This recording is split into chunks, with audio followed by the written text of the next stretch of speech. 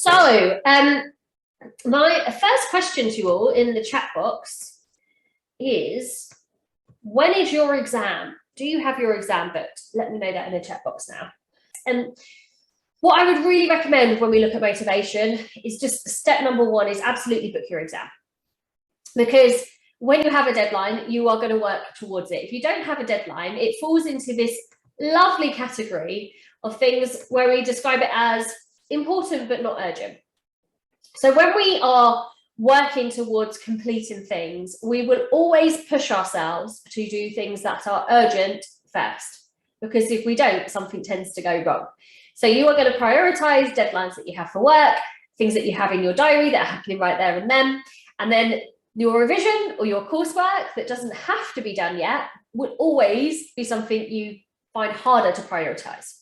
So once you have a deadline in there, it creates some urgency, and that will make it easier for you to encourage yourself to do it. Often students will feel it's beneficial to wait till they feel ready to sit the exam to then book the exam.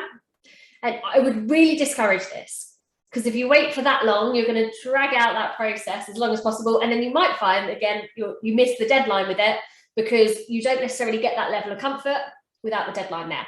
So we want to get that exam booked in, and then you have the deadline, you're going to feel more and more comfortable working towards it over the weeks leading up to it. So if you have exam only, absolutely get that booked in. If you've got coursework as well, then I would highly recommend booking your exam, but with a realistic time frame that you're going to get the coursework done and then the exam. You want to do the coursework first. Now, that can sound really obvious, but the reality is what you might do is get your exam date booked in, so you have that deadline, and your coursework is actually open for quite a little bit longer. So you have the urgency for your exam, but not the coursework. And if we do it that way around, you're essentially almost doing revision by doing the coursework, but after your exam. So you're spending all that time, but you're not getting essentially all of the value that you could by doing it before your exam. So get your exam booked in and get through that coursework as quick as you can beforehand, so you have the time to plan in for your exam. Now, as you are going through your preparation, we have a funnel we recommend for you. So if you are finding it really hard to go from a huge textbook to feeling exam ready, you are not on your own. The textbooks are, they're really meaty, they're chunky books. So this is the process I recommend for you, just to take it step by step and go from all of that knowledge into feeling that you can handle a little bit of revision bit by bit. So the first thing to do is read that textbook. Absolutely. You want to go through it, and we will give you some tips today on how to speed up that reading process.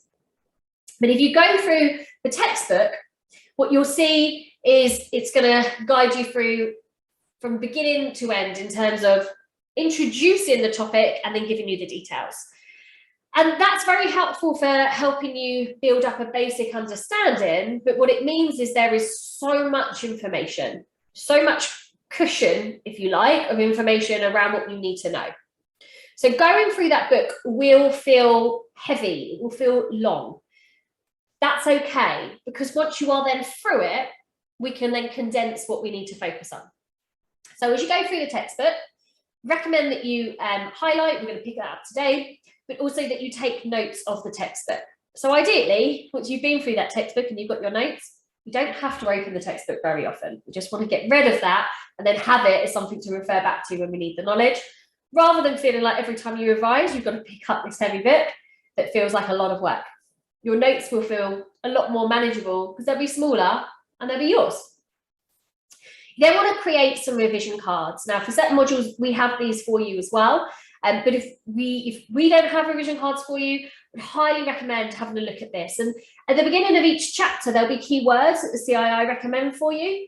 Those keywords are really worth using in your revision cards, as well as with practice tests. So any practice papers that you do, pick out the words that are coming through as your options in terms of your multiple choice. And then with those, you can focus in on working out what the definitions are for those words as well.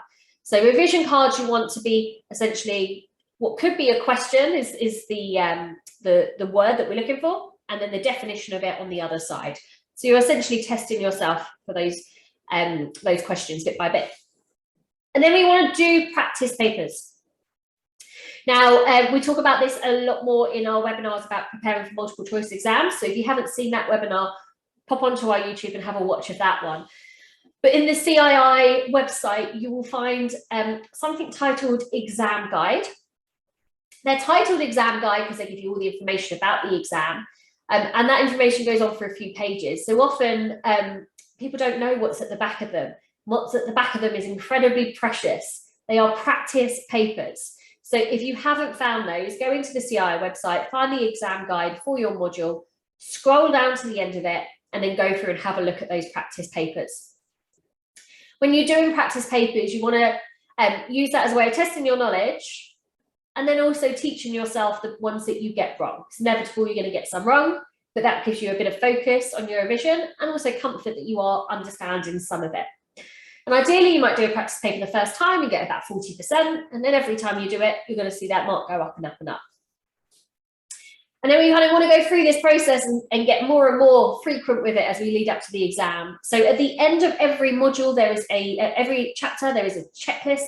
We want to have a checklist ticking off, essentially that we know all of the key syllabus that it's highlighting for us, that you know enough about it should a question come up. Doing more questions. And by this point, we want to be aiming to get closer to sort of 90%, because essentially you'll have done the questions before. So you'll start memorizing the answers, and that's really helpful for you. So feel comfortable to keep doing the paper, even though you've already done it, because if you can start memorizing the answers in that paper, that will become a real advantage for you when you go into the exam, because chances are you will see similar questions. With the revision cards, once we have a stack of revision cards that you start with, the ones that you have now memorized and you get right every time, put them to one side and reduce your pack. So you're now with a smaller pack of cards. And then at the end stage, we call this luggage stuffing. So imagine you have your suitcase, it is full up, but there is one last pair of shoes that you want to get in there. You're just going to squeeze it in as you've zipped it all up. This is your luggage stuffing section. What this means is it is inevitable there will always be some stuff that you personally find harder to grasp in a module. And if you know what that stuff is, just before your exam, so about an hour before the exam, you go over that over and over again, and you force it into your mind just for a short term, so that in the exam, you've got it there. And if this does work for you, if you do find you have things like this that you find harder to remember, once you're in the exam, you have your blank paper. As soon as the exam starts, you can write notes on that. So if you have got some luggage you have stuffed in, then you can write down those right at the beginning of the exam as well, so you've got it available for you. Okay, so let's have a look at this reading pace piece, because these books are long. So there's a fantastic book by Jim Quick. He's got lots of YouTube channels as well on there as well. So if you're finding this topic interesting, go and check him out and have a look at some of his content. But he essentially breaks down how to increase the pace of your reading, which is really helpful when we have got a lot to read. So the first tip that we have from Jim is to essentially avoid speaking as you read. So when we are at school, we are taught to read by reading out loud. So it becomes a habit for us to say the words in our head. But the way we talk is quite a bit slower than the pace we necessarily read. So we want to avoid doing this. So what we can do is essentially just put the tongue to the top of your mouth. If you put the tongue at the top of your mouth, you can't read out loud. So I'm going to get you just to practice on these slides right now. So if you read what's on the slide, put the tongue at the top of your mouth, and you'll probably find that you start skimming through the text rather than necessarily reading it word by word.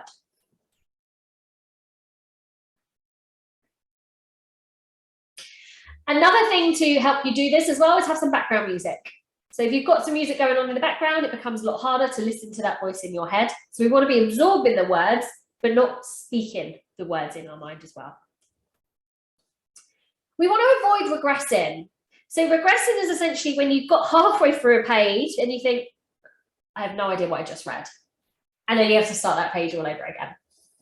So this will generally happen when you start losing focus. So particularly losing focus will happen if you're maybe not so engaged in what you're reading. So we want to avoid that. We want to make sure that we're sticking to a routine that allows us to focus on what we are reading. And I'm going to give you some tips on how to do that later on.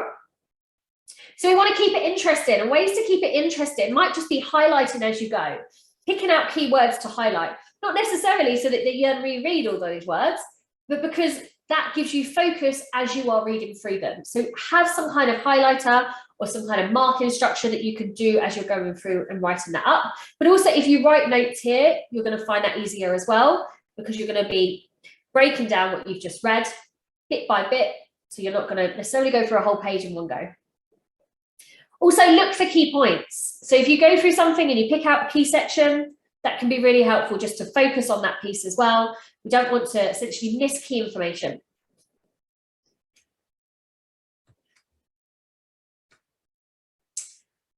Using pointers is actually a really good way of speeding things up, which can feel a little bit unnatural because we do this at school. We read with our finger, okay? But by doing that, we are keeping track of where we are. So if you use your finger or a pen to go along the page as you go, then you'll find that you end up going at a much faster pace.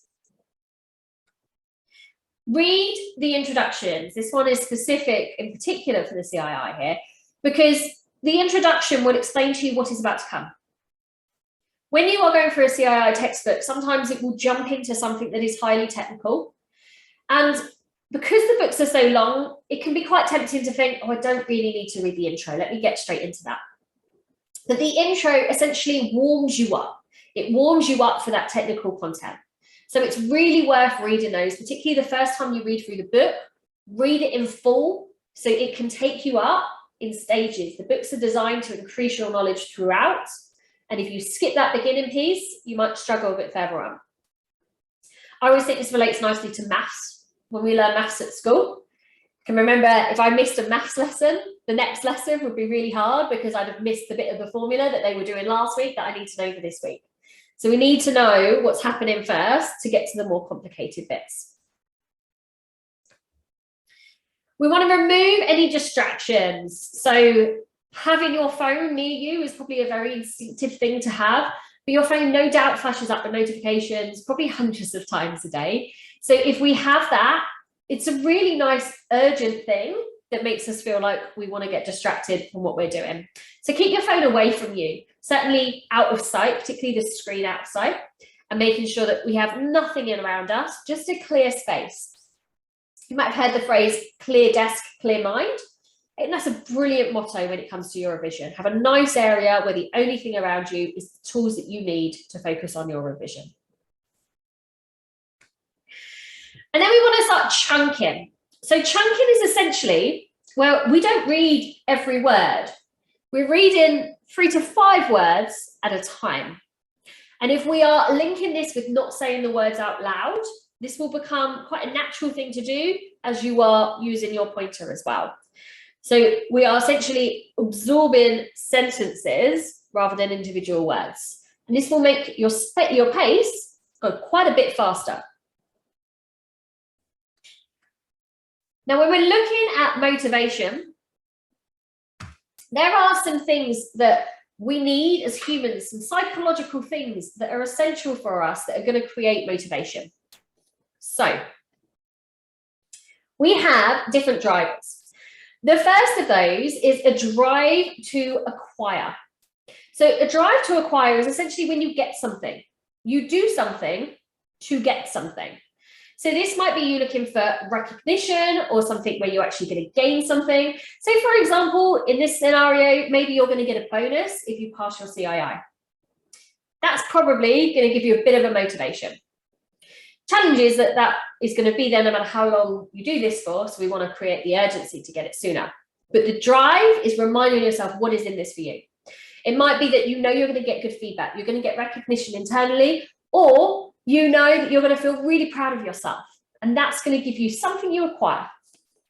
So we want to be setting ourselves some objectives here, some things that we can tick off the list and know that we have achieved it and get that recognition coming through. We have a drive to bond. So driving for bond is essentially talking to people, connecting to people. So whether you're an extrovert or an introvert, we all like having connections. Now, when you are studying in this remote world, we can feel quite isolated. You are doing this on your own, always anonymously, no one knows what you're doing, you're not having that conversation. So you want to create as much of a community around you as you can. We have a Facebook group called CII Study Group, and you can just join in that one, put your questions on there, tell people when you've got an exam, tell people when you pass an exam. It's quite a new group, so we're on to about 100 people in the group. We really want to build that up so that there is action going on in it all the time. So join that group and tell us what you're doing, encourage other people, and feel like you're getting some kind of connection going on around you. And internally, if you have other people doing their exams, then try and schedule some calls, some conversations. You can catch up with others as well, so you don't feel like you're doing it on your own. We have a drive to learn. So this is a bonus here. We are naturally curious as humans. So if you ever take a toddler into a new house or a new venue, they generally are going to ask you if they can go to the toilet. Not necessarily because they need the toilet, just because they want to go and explore and see what the toilet looks like. They are curious to go and have a look around. If we are faced with a red button, there's going to be a temptation to press that button because we are curious what it's going to do. So curiosity is there for you to be able to explore and learn about things. Sometimes when you're studying for your CII, you will learn something in a book that doesn't necessarily feel like it relates to your job. So what you can find really engaging is taking that topic and going and asking one of your colleagues, one of your managers, how it relates to the job. Start having a conversation about it. And then we have a drive to defend. So this is the one that would essentially, we don't want to happen. So sometimes you will do things simply because you don't want the alternative to come through. So that might be that if you don't get through your exams, that's not going to look great on your appraisal.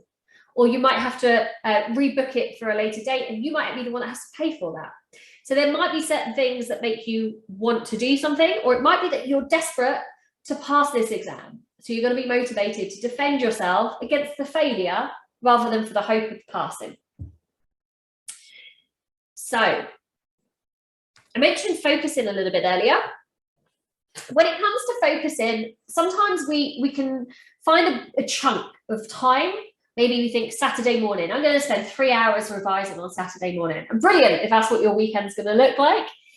But the truth is you're not going to be able to spend 3 hours in a book. Not whilst you're focusing. Your energy and your focus is going to start dipping over that time.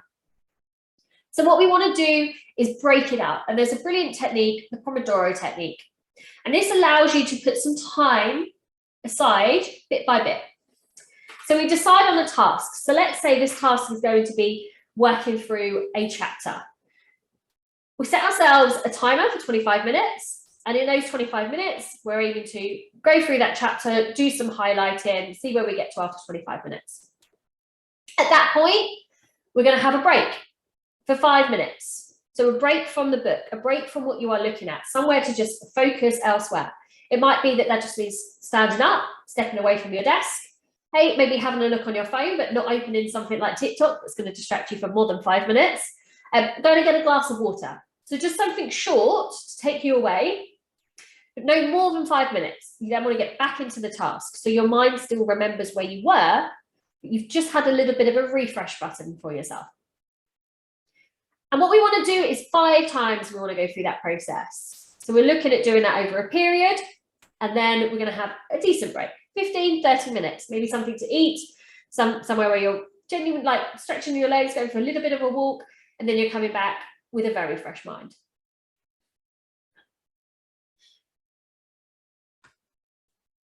So some motivational quotes that I really like. Whether you think you can or you think you can't, you're right. So we want to set ourselves up with the mindset that we can pass this exam, we can do this revision. If you tell yourself things like, I am rubbish at exams, there is no way I'm going to pass this, then you're setting yourself up with the limitation and the expectation that you're not going to be able to do that. Whereas if you tell yourself, I am going to get there, Okay, maybe I find revision hard. I'm going to put the hours in. I'm going to make sure I work hard for this. I am getting better at revising. We're giving ourselves a positive language to make sure that the self-talk that we use for ourselves is helpful. You become like the 5 people you spend most of your time with. Choose carefully. So if you have people around you studying who are taking their revision really seriously, who are really positive about it, who are really encouraging, that's going to rub off on you. Equally, if you're around people who tell you that they're not bothering, they're just going to do their revision the day before, or that the exams are really rubbish and it's not worth you spending your time on, that is going to rub off on you. So we want to make sure that we are focusing on the people around us, to have the people around us that are making a good impact. So we want to find a positive peer group. Look across your colleagues who are going to have that good impact on you. And again, use our Facebook study group to find people on there who are really engaged in what they're doing as well. Clear desk, clear mind. So making sure you have your focused environment where you're doing your revision. Try and have a dedicated space for it at home. So it might be that you're using a workspace, or it might be that actually you want somewhere different. So it doesn't feel like work. It feels a little bit more relaxed than the space that you're sat in at home whilst you are working. Your future depends on your dreams. So go to sleep. So essentially, when we go to sleep, our short-term memory develops into long-term memory. You need to be getting enough sleep. So if you are doing all your cramming right before your exam, it's going to be really hard to keep as much of that information in. So it's really quite useful, even just before you go to sleep, have a look through your revision cards just before you're going to sleep, just a small amount, just a 5-minute flick through. And then when you go to sleep, this information is turning into a long-term memory. And relax. You deserve it. So just make sure you take some breaks, particularly if you're working really hard, you're doing really long days with work anyway, you're trying to fit your exams and so on in there too. It's going to feel like a lot. It's going to exhaust you. So find time for you. It's incredibly important. Also not urgent. Things that are important and not urgent are really easy for us to put off, like I said about these exams. But that counts for things for you too. So make sure you find opportunities to get out the house, do some exercise, see your friends, just have some breaks from everything so it doesn't feel like you're being entirely consumed by all of this stuff.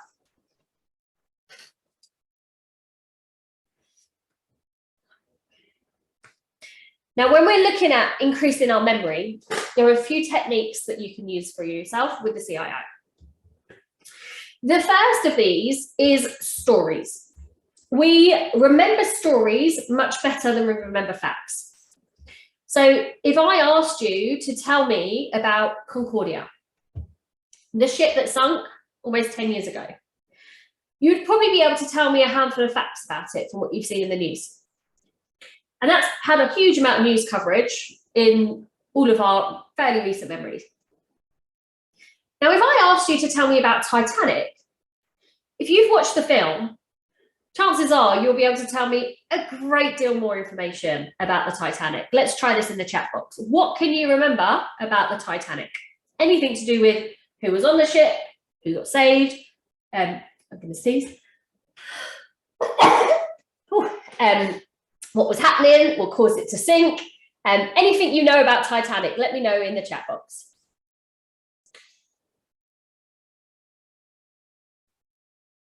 Oh, yeah, so it hit an iceberg.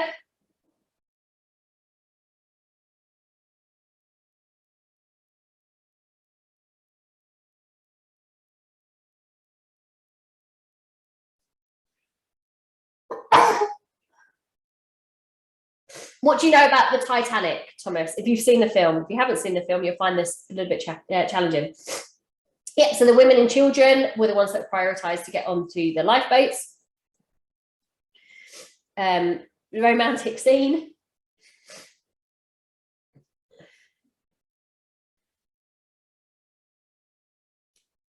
Jack and Rose, yes. So we've got 2 people that we fictionally were on the ship. Musicians playing as for everyone to calm them down. Yeah.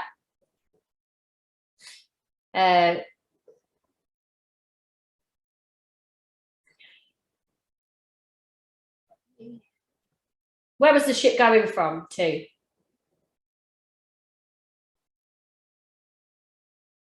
Going to New York, yeah. Okay. Where was Concordia going to? I don't even know the answer to that. So the thing here is you picked up lots of very specific points because you learned it as a story and we were interested in stories. It's really easy for us to piece it together and line it all up together.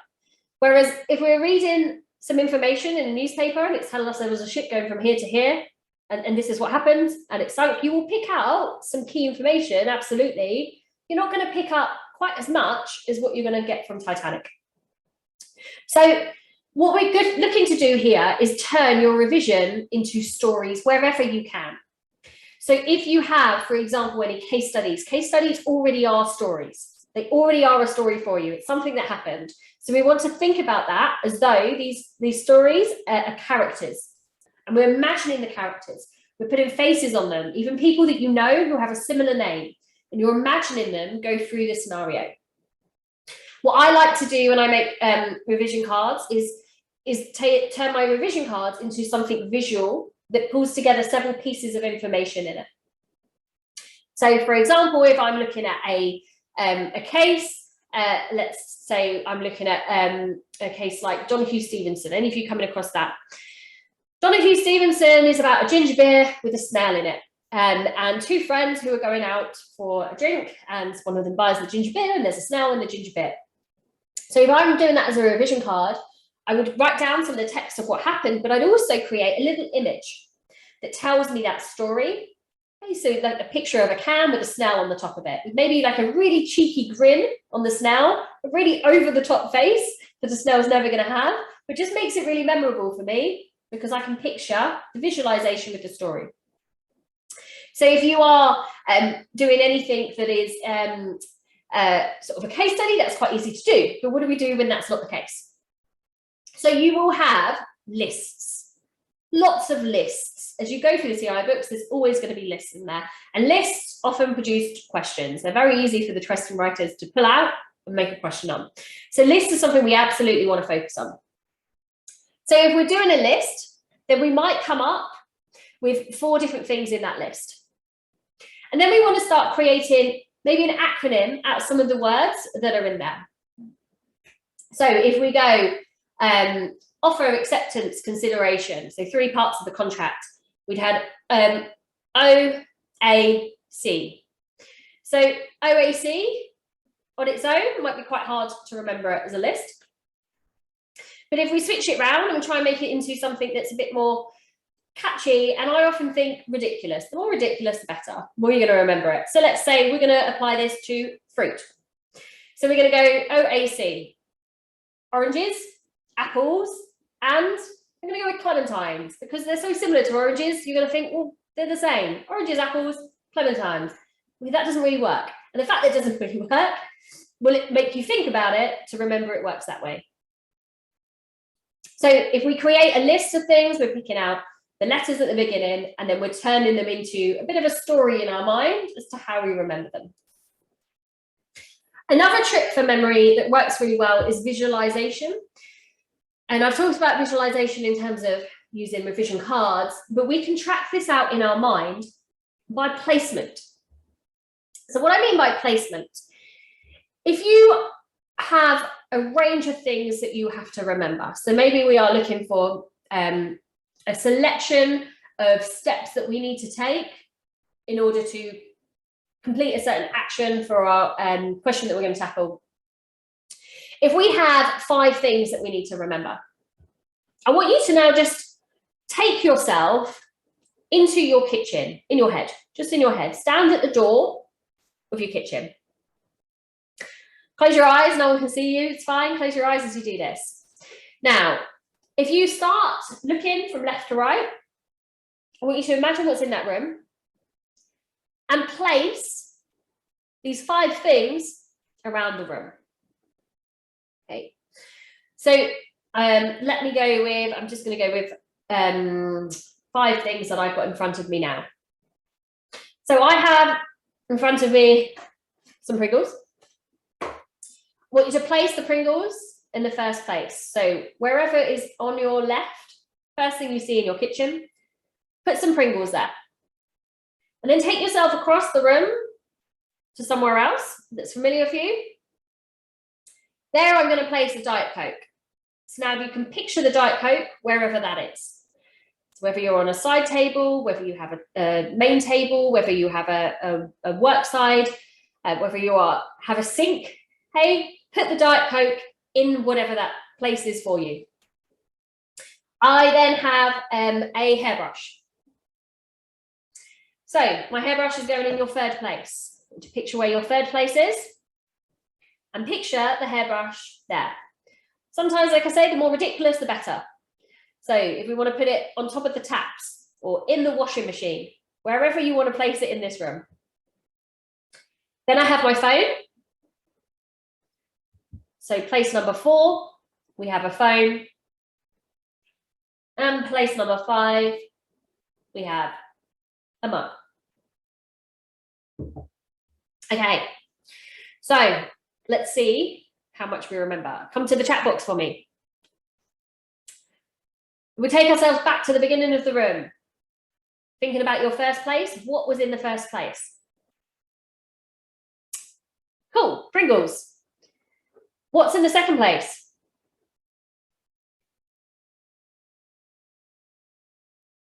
Coke, yeah. In the third place?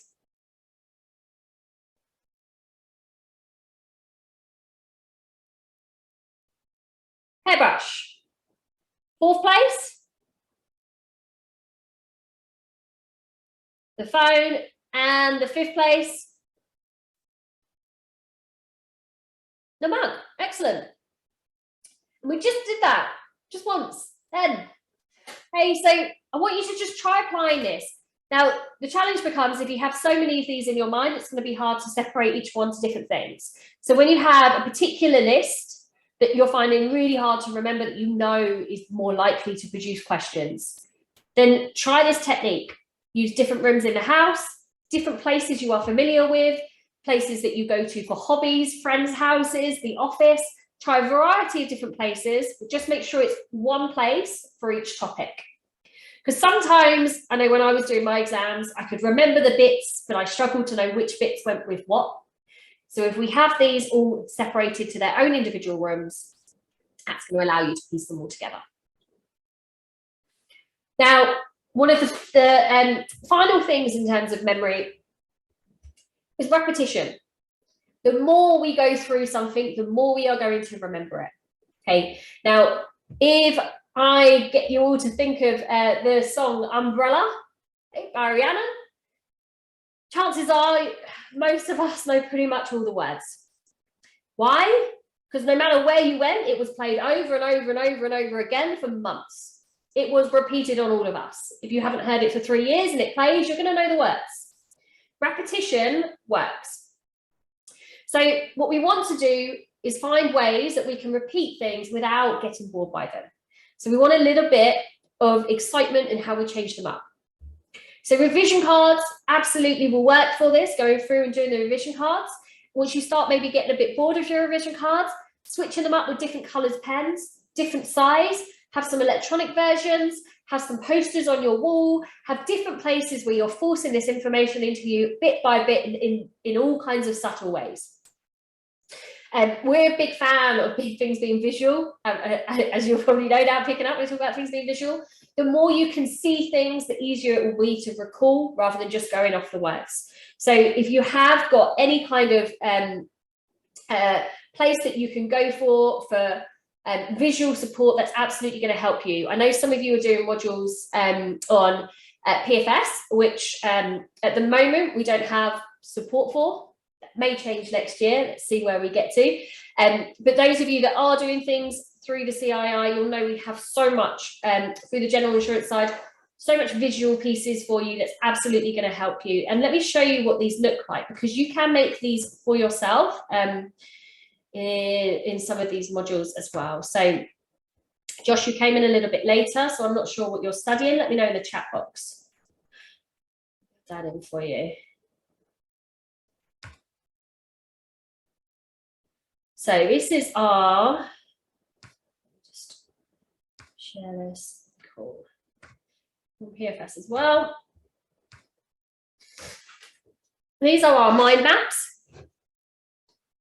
So for each learning objective section, which is sometimes a chapter, sometimes not, we break down everything that comes into that section with key headings and key facts around that section. So this is essentially summarizing the whole learning objective onto one page. And if we just have it really simplified like this, we can go through them nice and easily, nice and comfortably. So we see we have it for each of the learning outcomes here. So you're essentially summing up the whole book in, how many got here? Nine pages. Okay, so one for each learning objective. The other thing that we do here is just work out how many questions you're going to get on the learning objective. So you know how important that piece of paper is compared to the others. So some of them you'll see have different amounts of questions assigned to them. So this one, 9 questions, even though there's not that much on that page. So if you can for yourselves, create something that works visually and has the key words, but also you'll see we've got some images in there as well to make sure you're mixing it up in terms of the information you put in, and simplify that just for each learning objective, then you're going to have what is really manageable amount of paper to have maybe up in your bedroom, on your fridge, wherever you want to, that you're going to just pass by it occasionally and feed it in, and you've got that repetition of learning coming through throughout different times.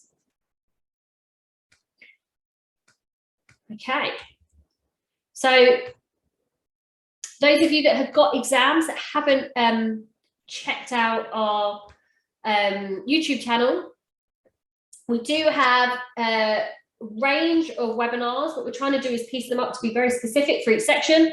So we have a webinar on preparing for your multiple choice exams that you can go and check out on our YouTube. We've got ones on getting ready to do the coursework on the YouTube there as well. So do go through and have a look on our YouTube, as well as our Instagram page.